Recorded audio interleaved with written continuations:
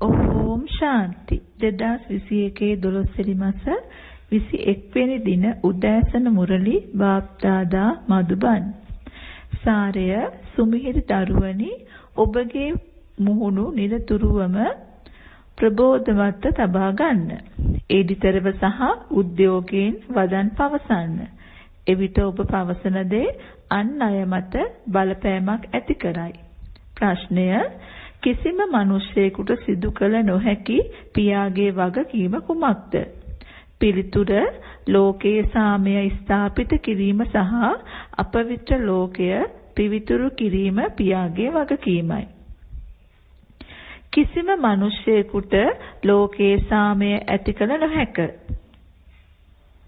මිනිසුන් සම්මන්ත්‍රණ පවත්වා සාම ත්‍යාග පිරිනමන නමුත් සාමය ස්ථාපිත කළ හැක්කේ ඔවුන් ප්‍රථමයෙන් පිවිතුරුව රැඳී සිටියහොත් පමණයි. සාමය සහ සමෘද්ධිය ඔබට ලැබෙන්නේ පාරිශුද්ධත්වය සමග පමණයි. පරම පියා පැමිණ එවන් ලෝකයක් ස්ථාපිත කරන අතර එහි සාමය තිබේ. ගීතය මවත් ඔබයි පියත් ඔබයි. ඕම් ශාන්ති. දරුවනි කාගේ ප්‍රශංසාවද ඔබට ඇසුනේ? එය බ්‍රහ්ම සරස්වති නැත්නම් ශිවාගේද? ඔබට ඒකායන කෙනා හැර වෙනත් කිසිවෙකු නොමැති බව පවසන විට එසේනම් ඔබ ප්‍රශංසා කරන්නේ කාවද? බ්‍රාහ්මණයන් මුදුන් මල් කඩවන නමුත් ශිව බාබා ඔවුන්ට ඉහළින් සිටී. ඔහුගේ ප්‍රශංසාව හැර වෙනත් කිසිවෙකුගේ ප්‍රශංසාවක් නැත. දැන් බොහෝ දෙනෙකුට සාම ත්‍යාග ලබා දෙයි. ඔබ මේ ලෝකයේ ප්‍රවෘත්ති වලටද සවන් දිය යුතුයි. ඔබගේ බුද්ධිය තුල නව ලෝකයේ පුවත් තිබේ. අප දැන් නව ලෝකයට යනවා. එබැවින් ඒකායන කෙනා හැර වෙනත් කිසිවෙකුගේ ප්‍රශංසාවක් නැති බව ඔය දරුවන් දන්නවා. පියා පවසන්නේ මා අපවිත්‍ර අයගේ පාරිශුද්ධ කරුයි. මා සිටියේ නැත්නම් ඔය බ්‍රාහ්මණයන්ද නොසිටී.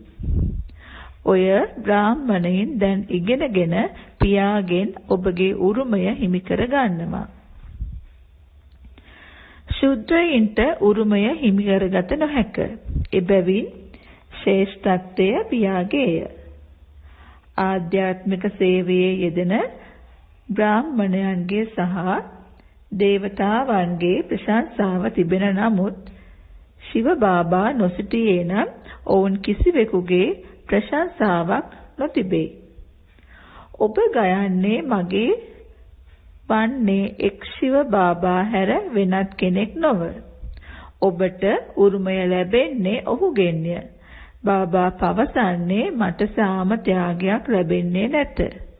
මා පරහිතකාමී සේවකයාය. ඔබ මට දෙන්නේ කුමන පදක්කමක්ද? කිසිවෙකු මට පදක්කමක් දෙයිද? මා ත්‍යාගයක් සමග කුමක් කරන්නද? සමහරු රන් පදක්කම් දෙන අතර පුවත්පත්වල එය පළ කරයි. නමුත් ඔබ මා වෙනුවෙන් කරන්නේ කුමක්ද? දරුවනි පියා මමයි.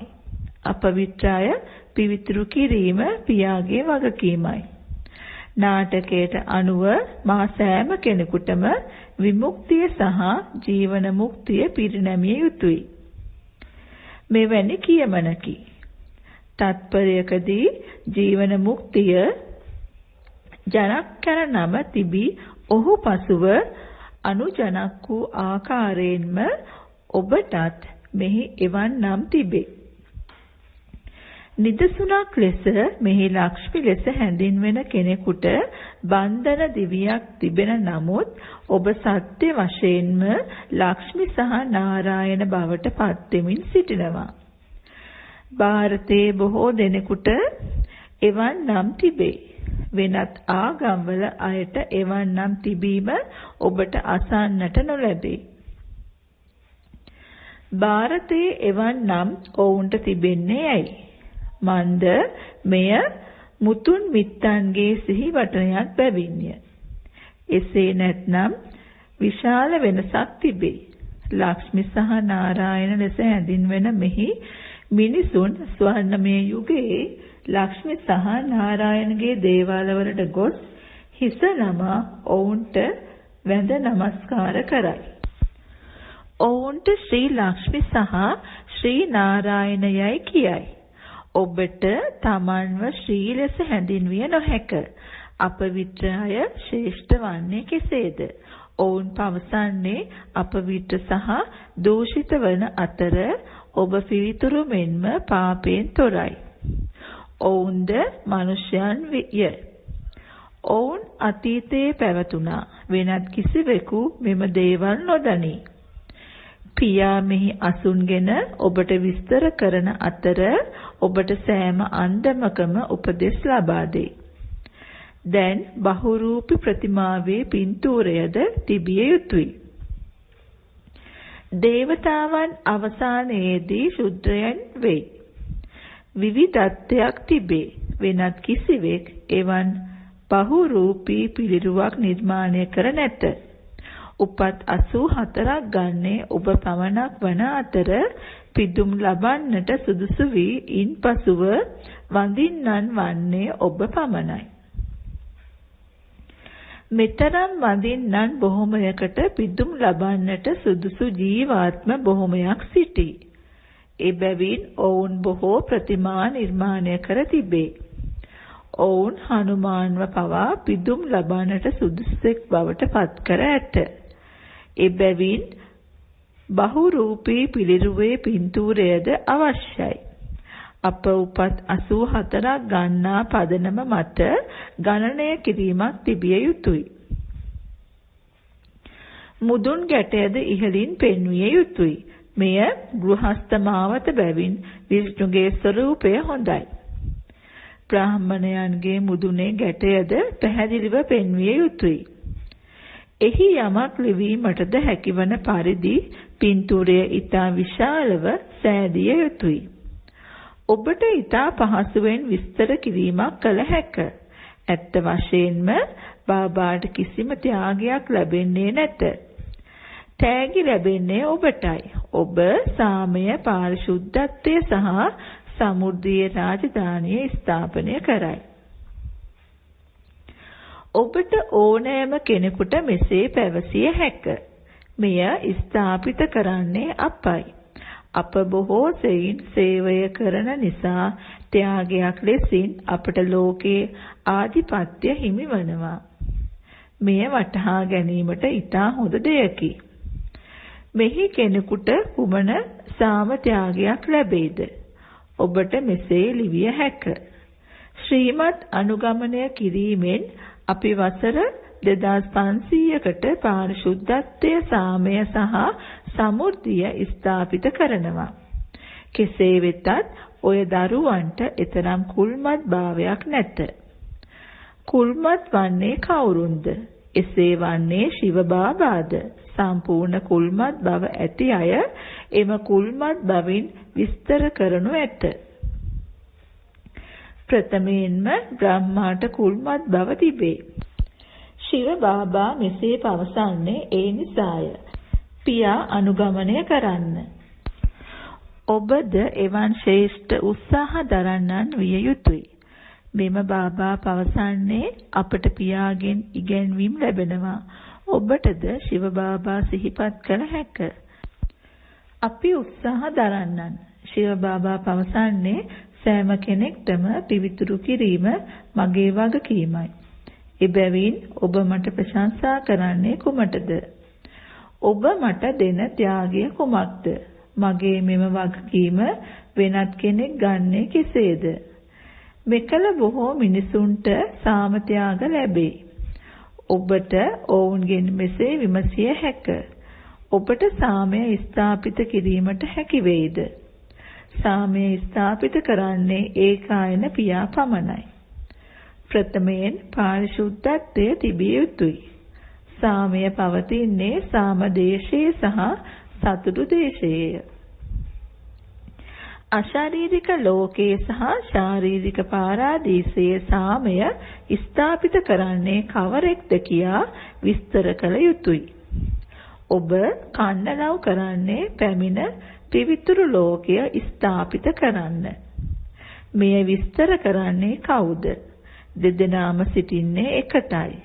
ඔබට දෙදෙනාගේම එසේ නැත්නම් එක්කෙනෙකුගේ නමක් පමණක් සඳහන් කළ හැක. දරුවා අධිරාජ්‍යා වන අතර මුතුන් මිත්තා අවවාද දෙන්නාය. ඔබ සිතන්නේ කුමක්ද? ඥානයේ මහා සයුර මත ගාන්නේ කවුද? මෙය කරන්නේ ශිව බාවාද නැත්නම් බ්‍රහ්මාද? කොහොමත් දෙදෙනාම සිටින්නේ එකටයි.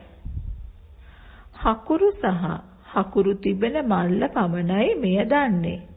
පින්තූර සාදවා ගැනීමට උපදෙස් ලබා දෙන්නේ සහ අන් අයට විස්තර කරන අන්දම කියන්නේ කවුද කියා ඔබට කිව නොහැක. අප සිදු කරන ආධ්‍යාත්මික සේවයද සිදුවන්නේ නාටකයට අනුවයි. ඉගෙන ගන්නා අයට සහ උගන්වන අයට කිසිදා සැඟවී සිටිය නොහැක. ඔව් නියත වශයෙන්ම කුණාටු පැමිණේ. මෙම පාපයන් පහ ඔබට බොහෝ කරදර කරයි. රාවණගේ රාජධානියේ ඒවාට අගුල් වැටෙන නිසා ඔබගේ බුද්ධි ඔබ ලවා වැරදි ක්‍රියා සිදු කරවයි. මායා සෑම කෙනෙකුටම අගුලක් තමා ඇත. ඔය සෑම කෙනෙකුටම මෙකල ඥානයේ තෙවැනි ඇස ලැබෙයි. ಭಾರತයේ ඔය මිනිසුන් කවුරුන් බවට පත්ව සිටින්නේද කියා පියා මෙහි අසුන්ගෙන විස්තර කරයි. ඔහු කවුරු ලෙස සිටියාද? එමෙන්ම උපත් 84ක් ගැනීමේදී කුමක් බවට පත් වූවාද කියා මෙම බ්‍රහ්මාටද වැටහෙයි. ಭಾರತයේ උපත් 84ක් ගන්නේ ලක්ෂ්මි සහ නාරායන පමණක් බව කියවෙයි. පියාද මෙහි පැමිණ ඇත.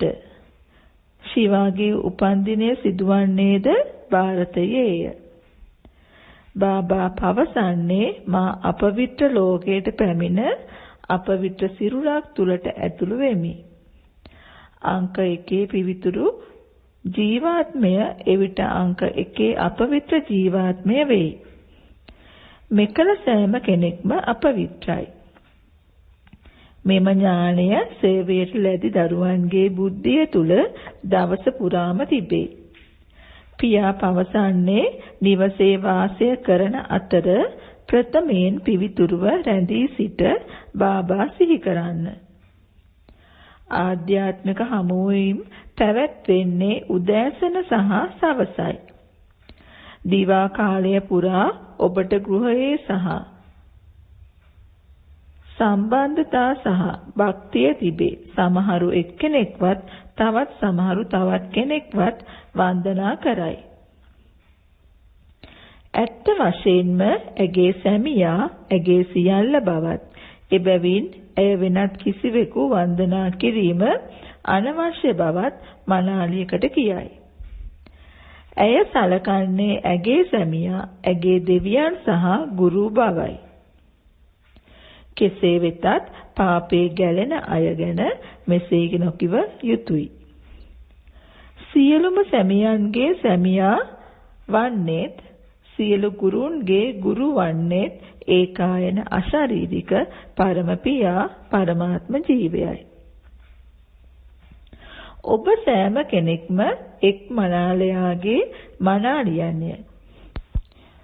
ඔවුන් තම සැමියා මෙය බව සලකයි. ඇත්ත වශයෙන්ම පියා පැමිණ මව්වරුන්ගේ තත්ත්වය ඉහළ දමයි. මෙසේ ගායනා කරයි. පළමුව ලක්ෂ්මි, ඉන්පසුව නාරායන. එබැවින් ලක්ෂ්මිට වැඩි ගෞරවයක් තිබේ.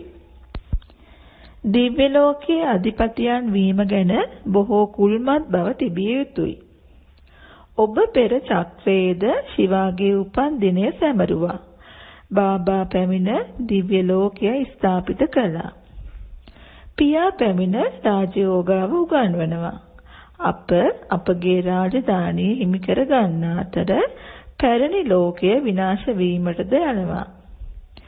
මෙම දේවල් වෙනත් කිසිවෙකුගේ බුද්ධිය තුල තිබිය නොහැක. ඔබගේ බුද්ධි මේ සියලු දේවල් ධාරණය කරගත් විට ඔබ ප්‍රබෝධමත්ව සිටීවි. ඔබට එඩිතරකම සහ උද්‍යෝගය අවශ්‍යයි. ඔබ මෙහිදී කතා කිරීමට පුහුණු විය යුතුයි. නීතිඥයන්ද පුහුණු වී බොහෝ දක්ෂ වේ. එය අංක පිළිවෙලයි. පළමු පන්තිය, දෙවන පන්තිය, තුන්වැනි පන්තිය සහ සතරවැනි පන්තිය තිබේ. දරුවන්ගේ ස්ථිතියද එසේය. ඔය දරුවන් ඊටා මිහිරි වීම අවශ්‍යයි. මිහිරියාවෙන් සහ පැහැදිලිව කතා කිරීමෙන් ඔබ බලපෑමක් ඇති කරයි. සාමය ස්ථාපිත කරන්නේ ඒකායන පියා පමණක් වන අතර සෑම කෙනෙක්ම කන්නලව් කරන්නේ ඔහුටයි. පියා පවසන්නේ ඔබ මට දෙන තෑග්ග කුමක්ද? මා ඔය දරුවන්ට තෑග්ගක් දෙනවා. ඔබ සත්‍ය, සාමය සහ සමෘද්ධිය ස්ථාපිත කරනවා. නමුත් ඔබ අදෘශ්‍යමානයි. ඔබ තව දියුණුවත්ම අන් අය මත බලපෑමක් ඇති කරයි. බීකේවරු ශ්‍රේෂ්ඨ විශ්මයන් සිදු කරන බව මිනිසුන් විශ්වාස කරයි. දිනෙන් දින ඔවුන් අඛණ්ඩව නිවැරදි වෙයි. කෙනෙකුට බොහෝ ධනය තිබෙන විට ඔහු ඉතා හොඳ පිඟන් ගඩොලින් නිවසක් සාදයි. ඔබ වැඩියෙන් ඉගෙන ගන්නා විට ඔබ දිගින් දිගටම අලංකාර පින්තූර නිර්මාණය කරයි. සෑම දෙයකටම කලක් ගතවනවා. මෙය ඊටා වැදගත් විභාගයක්. ඔබ තමෝ ප්‍රදාන් බවින් සතෝ ප්‍රදාන් විය යුතුයි. එපමණයි. අපට වෙනත් කිසිවෙකු සමග සම්බන්ධකමක් නැත. පියා මෙහි අසුන්ගෙන ඔබට තමෝ ප්‍රදාන් බවින් සතෝ ප්‍රදාන් වීමේ මාර්ගය කියා දෙයි. මන්මන බවද ගීතාවේ ලියා ඇත. කෙසේ වෙතත් මිනිසුන්ට එහි අරුත වැටහෙන්නේ නැත. පියා දැන් මෙහි අසුන්ගෙන ඔබට මුහුණට මුහුණලා විස්තර කර දෙයි. කල්පයෙන් භාගයක් භක්තියද, කල්පයෙන් භාගයක් ඥානයේද තිබෙන බව ඔය දරුවන් දන්නවා. ස්වර්ණමය සහ රිදී යුගයන්හි භක්තිය නැත. ඥානය දහවල වන අතර භක්තිය රාත්‍රිය වෙයි. දහවල සහ රාත්‍රිය තිබෙන්නේ මිනිසයන් පිළිබඳව පමණයි. මෙය අසීමිත කරුණක්.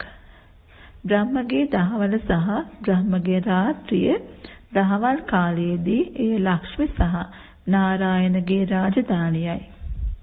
එය දැන් රාත්‍රියයි. මෙම තේරුවිල්ල ඉතා හොඳයි. ඔහුට බ්‍රහ්ම වීමට වසර 5000ක් ගතවන අතර ඔහු උපත් 84ක් ගනී.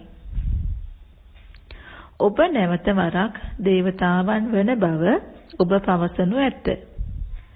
මෙය ඊතා ප්‍රවේශමින් ඔබගේ බුද්ධියේ තබා ගන්න. ලෝක චක්‍රය ඔබගේ බුද්ධිය තුල තිබිය යුතුයි. ලක්ෂ්මි සහ නාරායණගේ පින්තූරය දකින විට ඔබ බොහෝ සතුටින් රැඳී සිටිය යුතුයි. ඔබගේ අරමුණ සහ ඉලක්කය එයයි.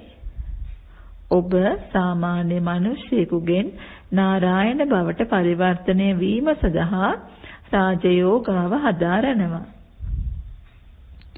ක්‍රිෂ්ණා ස්වර්ණමය යුගයේ රාජකුමාරයෙක් විය. ඔහු එහිදී අසුන්ගෙන ගීතාව පවසන්නේ නැත. එය ඊතරම් විශාල වැරදීමක්.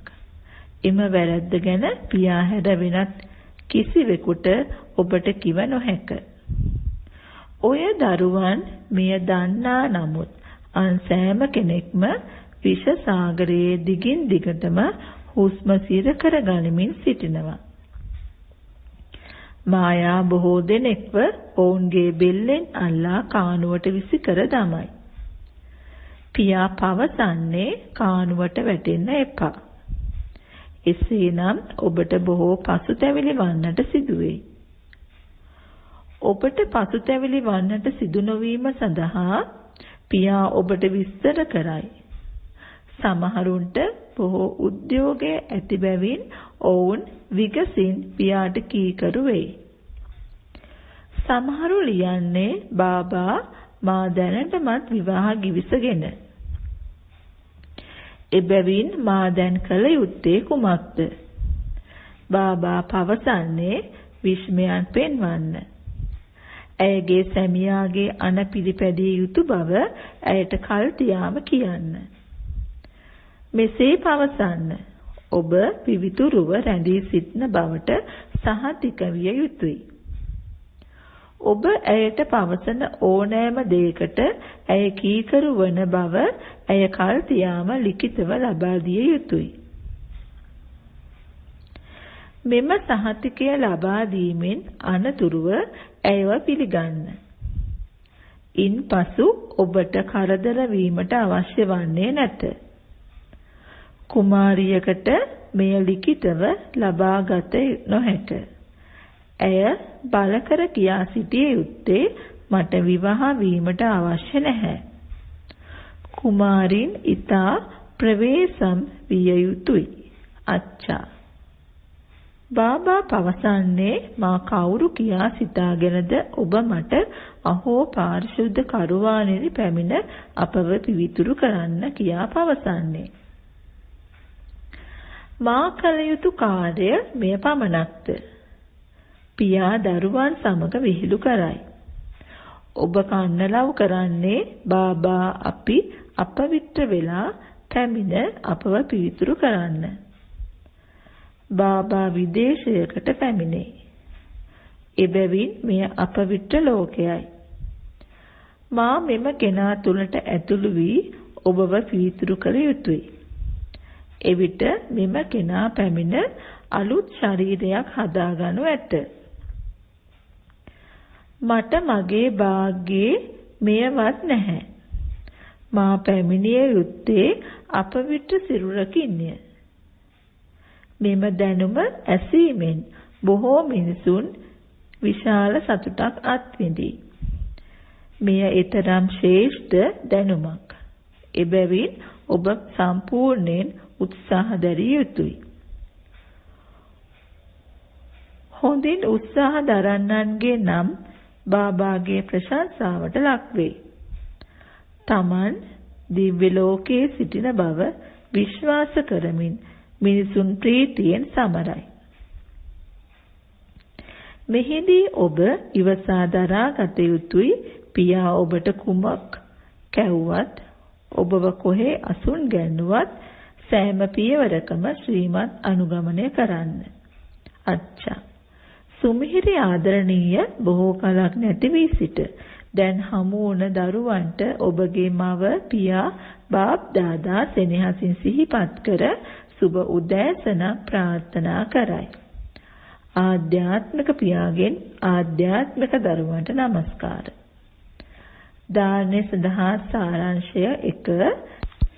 ශිව බාබා සිහිපත් කර බ්‍රහ්ම බාබා අනුගමනය කරන්න.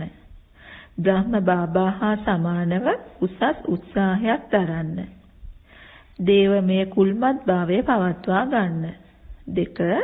තමෝ ප්‍රදාන් භවෙන් සතෝ ප්‍රදාන් වී වෙනත් කිසිවක් ගැන කරදර නොවන්න. සෑම පියවරකදීම ශ්‍රීමත් පිළිපදින්න. වරදානය ඔබට දෙගුණයක ලැබීම් වලට අයිතියක් තිබේ. සංගම යුගයේ අතීන්ද්‍රිය සුඛය අත්විඳිනවා. සංගම යුගයේ අතීන්ද්‍රිය සුඛය අත්දකින්න දරුවන්ට සෑම විටම සාමය සහ සතුට යන දිට්ඨ ලැබීම් වල කුල්මත් බව තිබේ. මෙයට හේතුව වන්නේ අතීන්ද්‍රිය සුඛය තුල මෙම ලැබීම් දෙකම මුසු වී තිබීමයි. පරම පියාගෙන් සහ උරුමයෙන් ඔය දරුවන්ට වත්මන් කාලයේ හිමිවන ලැබීම් කල්පය පුරා වෙනත් කිසිම කාලයක අත්දැකිය නොහැක. මෙකල ලැබීම් වන්නේ අතීන්ද්‍රිය සුඛය සහ ඥානය වන අතර ඒවා වෙනත් කිසිම කාලයක ලබාගත නොහැක. එබැවින් මෙම දිට්ඨ ලැබීමට අයිතියක් හිමි කරගන්න. පාඨය එකිනෙකාගේ සංස්කාර දැන එකමුතු කමින් නොකඩවා ගමන් කිරීම දියුණුවේ මාර්ගයයි. ඕම්